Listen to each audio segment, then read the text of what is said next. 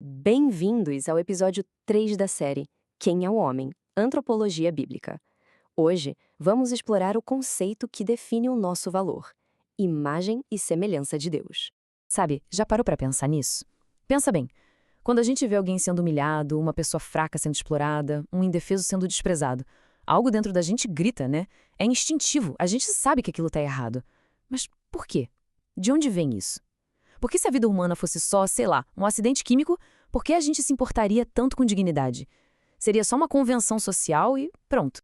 Pois é, a Bíblia tem uma resposta para isso. E é uma resposta que, olha, fundamenta absolutamente tudo. O valor que cada pessoa tem, ele não vem do que ela faz, da sua utilidade, da sua condição social, nada disso. Ele vem da sua origem.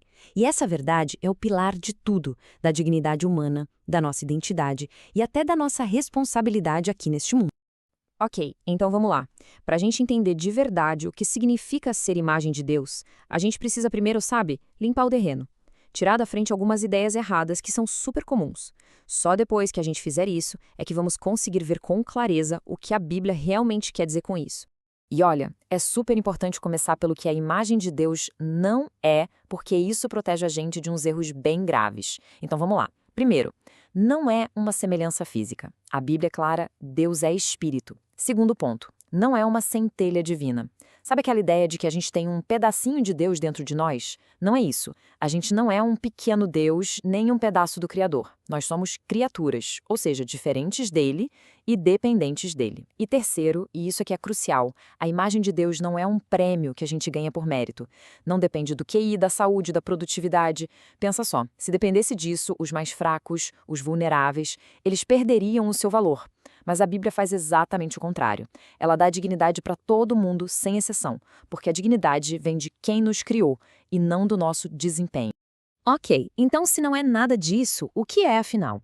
Bom, a palavra hebraica para imagem é tselem, e ela carrega duas ideias centrais, e olha, são muito poderosas. A primeira é a de reflexo. É como se a gente fosse um espelho, sabe? Fomos criados para refletir, de um jeito finito, claro, o caráter do nosso Criador, a bondade dele, a justiça, o amor. A segunda ideia é de representação. Nós fomos colocados aqui no mundo para agir em nome dele, como se fôssemos seus representantes, seus administradores, para cuidar de tudo que ele fez. E essa conexão fica super clara lá no comecinho de tudo, no decreto da criação. O texto de Gênesis junta as duas coisas, ser imagem e semelhança e a tarefa de dominar, que na verdade significa governar, cuidar da criação como um representante do grande rei. Ou seja, a nossa identidade está totalmente amarrada à nossa missão. E a gente pode até pensar nesse conceito em três partes, três dimensões que se completam. Pensa assim: primeiro, a dimensão moral e espiritual. É o nosso chamado para refletir o caráter santo de Deus. Depois, a dimensão relacional. É a nossa capacidade de ter um relacionamento com Deus e com as outras pessoas. E, por fim, a dimensão vocacional, que é justamente o nosso chamado para trabalhar, para cuidar do mundo. Tudo muito bonito, né? Mas aí a gente olha para o mundo, a gente olha para dentro de nós mesmos e vê que esse espelho, esse reflexo, tá terrivelmente distorcido. A história da humanidade é a história da queda, da entrada do pecado. E isso levanta uma pergunta que é decisiva. Será que a gente perdeu a imagem de Deus? E a resposta da Bíblia para isso é complexa. Ela vive numa tensão. De um lado, a imagem permanece. Ela não foi destruída, não foi aniquilada. É por isso que toda a vida humana, sem exceção, ainda tem uma dignidade que não se pode negociar. Mas, do outro lado, essa mesma imagem está profundamente corrompida. O espelho está quebrado, sabe? Rachado pelo pecado. A nossa capacidade de refletir a Deus foi toda deformada. E é por isso que a gente precisa desesperadamente de redenção. E a Escritura mostra essa tensão de um jeito muito forte. Olha só que interessante. Mesmo depois da queda, depois do dilúvio, com o mundo todo devastado, Deus vai lá e estabelece a base para a justiça e para a proteção da vida. E qual é o fundamento? O mesmo. O homem foi criado à imagem de Deus. Isso é incrível. Mostra que a dignidade não foi apagada pelo pecado. O valor da vida continua sagrado porque o selo do Criador ainda está ali, na criatura. E o Novo Testamento vem e reforça isso com tudo. O apóstolo Tiago aponta para uma contradição terrível que a gente vive. Usamos a mesma boca para louvar a Deus, o Pai, e para amaldiçoar pessoas que foram feitas à semelhança dele. A razão pela qual a gente não pode desprezar ninguém é exatamente essa, porque cada pessoa, não importa o quão quebrada ela esteja, ainda carrega essa imagem. Tá, então a nossa imagem está quebrada. E agora?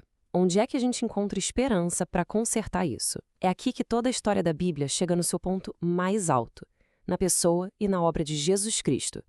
Ele é a resposta para essa nossa imagem deformada. Essa declaração que a gente vê agora é, uau, uma das mais poderosas de toda a Escritura. Jesus Cristo não é só um reflexo, ele é a imagem perfeita, exata do Deus que a gente não pode ver. Pensa assim, onde Adão falhou em representar a Deus, Cristo representou perfeitamente. Ele é o verdadeiro homem, ele é o padrão, a régua, e mais importante ainda, ele é o modelo para o qual nós somos refeitos. E é aqui que está a beleza do Evangelho. A salvação não é só ter os pecados perdoados, é também a restauração da nossa humanidade. O processo que a gente chama de santificação é exatamente isso. É a obra do Espírito Santo dentro da gente, consertando o espelho quebrado, nos moldando, nos transformando dia após dia, para a gente ficar cada vez mais parecido com a imagem do Filho de Deus. O apóstolo Paulo usa uma imagem muito legal para isso. Ele fala em se revestir do novo homem. E como é esse novo homem, essa nova humanidade? Ela é criada para ser parecida com Deus em duas coisas que a gente perdeu lá na queda: a verdadeira justiça e a verdadeira santidade. Ou seja, a restauração é, no fundo, uma restauração do nosso caráter, uma restauração moral e espiritual. Ok, tudo isso é muito profundo, muito bonito, mas e na prática? Como é que isso muda o nosso dia a dia? Porque vamos combinar, entender que somos imagem de Deus não pode ser só um exercício de teologia. Tem que ser algo que transforma de verdade o jeito como a gente vive. Primeiro, muda o jeito como a gente se vê. A gente não é um acidente cósmico. Somos criaturas com uma dignidade imensa. Mas, ao mesmo tempo, não somos o centro do universo. Somos uma imagem quebrada que precisa da graça de Deus. Segundo, transforma o jeito como a gente trata os outros. Antes de qualquer rótulo, somos chamados a enxergar no outro um portador da imagem de Deus. Alguém que merece honra, que merece cuidado. E terceiro, redefine nosso trabalho, nossa vocação. Não importa o que a gente faça, nosso trabalho vira uma chance de representar a Deus, de cuidar e cultivar o mundo para a glória dele. Então, para a gente fechar, o que a gente leva de tudo isso? Acho que são 3 verdades gigantes. Primeira, uma dignidade real. Ela é parte de todo ser humano, não importa a condição, e ninguém pode tirar isso. Segunda, uma responsabilidade real. A gente é chamado para refletir o caráter de Deus.